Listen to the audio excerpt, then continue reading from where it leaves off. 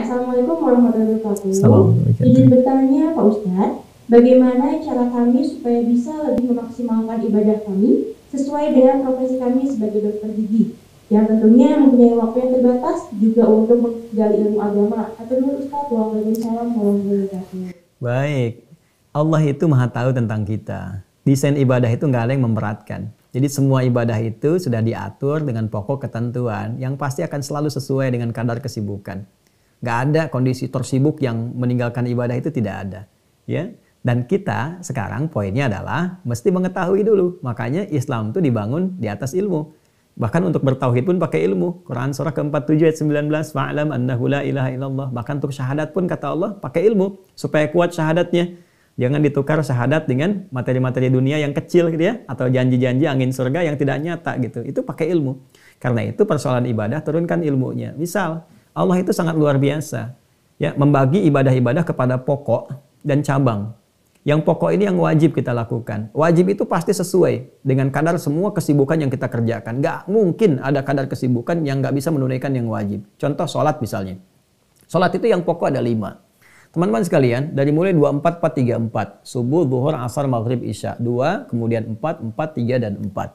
Di konsepsi ini pun, kata Allah jaga, tunaikan sesuai dengan waktunya. Quran surah kedua ayat 238. Dirinci waktu, digunakan dengan tepat. Quran surah keempat ayat 103. Secara singkatnya demikian. Tapi ada misalnya, saya contohkan di rumah sakit yang harus ada tindakan. Misal tindakan dilakukan dari mulai zuhur sampai dengan asar menjelang maghrib nih. Ya, zuhur dilakukan jam 1, tapi akan mau nyampe ke maghrib nih. Asarnya mau lewat. Di tahap itu pun masih ada syariat dituntunkan. Ada yang disebut dengan jama' namanya. Kan? Disatukan, tarik asarnya ke zuhur supaya bisa dilakukan di waktu yang sama. Setelah itu lapang dari asarnya sampai ke maghrib. Itu keindahan syariat. Ada yang menarik maghrib sampai ke isya. Ada bisa ditarik ke akhir disebut dengan takhir, ditarik ke depan disebut dengan takdim. Kan? Ya, saat kita tertidur pun ketiduran misalnya kan, bangun melampaui batas sholat. Ya, Nabi mengatakan sholat pada waktunya, saat bangunnya saat itu sholat. Jadi tidak ada syariat itu yang berat, semuanya mudah dan tidak dimudah-mudahkan. Lantas bagaimana kalau saya kehilangan yang sunnah? Bukan diniatkan untuk meninggalkan, tapi karena keadaan kita berkhidmat dalam konteks ibadah sosial misalnya yang kita lakukan, sehingga tidak ada kemampuan untuk mengerjakan tambahan-tambahan seperti sunnah. Misalnya sholat sunnah, untuk bangun tahajud misalnya terbatas.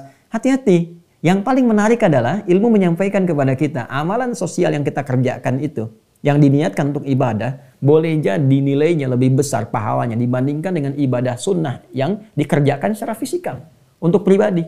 Ya, contohnya apa misalnya? Bapak Ibu sekalian, Al-Imam Syafi'i satu kali bertamu ke rumahnya Imam Ahmad bin Hanbal. Kemudian secara singkat lah beliau makan banyak, kemudian tidur berbaring. Tapi Imam Ahmad itu malamnya bangun sholat sunnah, tahajud. Beliau enggak. Anaknya penasaran gitu kan. Lalu datang kepada ayahandanya, Pak ini kan katanya guru besar, kiai besar, ulama besar. Tapi malam-malam Papa bangun malam, beliau enggak. Terus Bapak makannya sedikit, beliau banyak deh. Kata Imam Ahmad bin Hanbal, jangan berprasangka buruk dulu. Kita konfirmasikan, kamu tanya langsung. Begitu dikonfirmasi apa jawab Imam Syafi'i? Saya itu makannya banyak di tempat ini karena saya tahu bapakmu itu orang paling baik. Orang paling soleh di tempat ini. Karena itu pasti semua yang dia dapatkan itu halal. Mumpung masih mendapatkan yang halal, saya makan agak lebih banyak dari biasanya.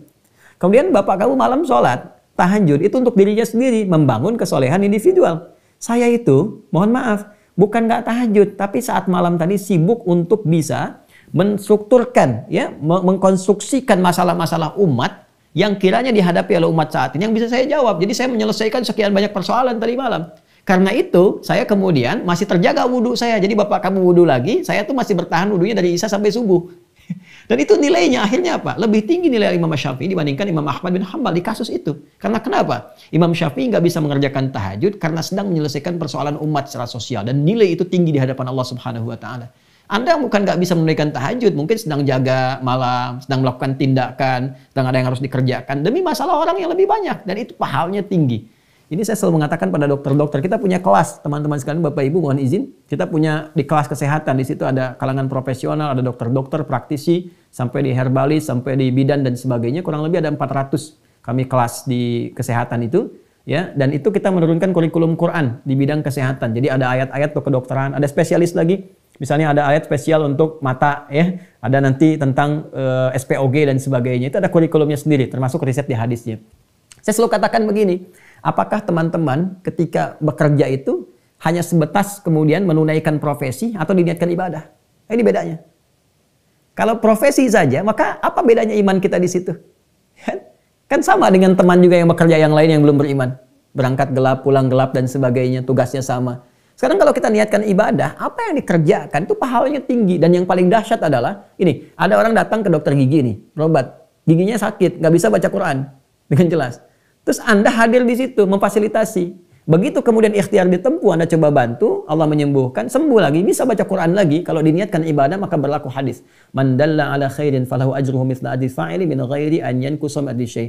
Siapa yang memfasilitasi pada kebaikan dan dia lalu melakukan kebaikan itu karena fasilitas dari yang dikerjakan, fasilitatornya Anda tadi, maka Anda akan mendapatkan pahala yang senilai dengan orang yang mengerjakan kebaikan itu.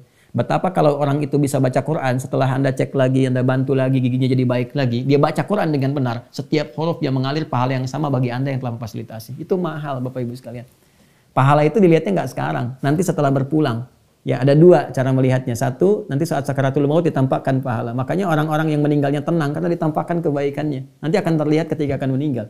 Yang kedua dikonfirmasikan ketika pulang. Jadi ada ilmu yakin sekarang diinfokan, ainal yakin ketika sakaratul maut ditampakkan dan di alam kubur diperlihatkan. Nanti banyak ayatnya di Quran. Kemudian di akhirat hakul yakin ketika mendapatkan itu semua. Ilmu yakin, ainal yakin, hakul yakin. Ya, jadi dari konteks itulah kemudian coba niatkan semua aktivitas kegiatan kita sebagai ibadah supaya dengan itu semua tertata semua kegiatan kita dan ilmunya dipakai. Jadi nggak ada penyesalan terdalam. Ya, oh saya nggak bisa tahajud karena saya harus mengerjakan tugas ini. Tidak boleh. Jadi tugas yang kita kerjakan justru lebih mahal nilainya dibandingkan dengan orang yang ibadah secara personal.